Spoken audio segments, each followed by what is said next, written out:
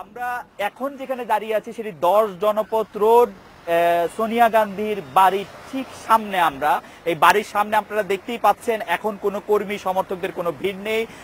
কর্মী সমর্থকরা আশা ছেড়ে দিয়েছেন যে কংগ্রেস পরপর তৃতীয়বারের মতো সরকার গঠন করতে আসলে পারছে না। এখন দেখবার বিষয় যে বিজেপি আসলে মোট বা বিজেপির নেতৃত্বাধীন যে অ্যালায়েন্স আছে তারা মোট আসলে কতটি আসন পেয়ে থাকে। কেউ কেউ অবশ্য বলছেন যে তাদের সম্মিলিত আসন 300-র বেশিও যেতে পারে জয়ের জন্য বা সংখ্যাগরিষ্ঠতার জন্য, যেখানে মাত্র 272টি আসন প্রয়োজন। অন্যদিকে এখান থেকে খুব বেশি দূরে নয়, 3, 5, 7 রেস করছে মনমোহন সিং, ভারতের বর্তমান প্রধানমন্ত্রী, বিদায় নিচ্ছেন তার অফিস স্টাফদের কাছে। শনিবার দিন তিনি শেষ বৈঠক করবেন তার মন্ত্রিসভার সদস্যদের সঙ্গে এবং তারপর রাষ্ট্রপতির কাছে গিয়ে তিনি পরবর্তী সরকার গঠনের আহ্বান জানাবেন। কংগ্রেসের যারা নেতৃবৃন্দ আছেন তারা একরকম ধরে নিয়েছেন এবং বিরোধী দলে যাওয়ার প্রস্তুতি নিচ্ছেন।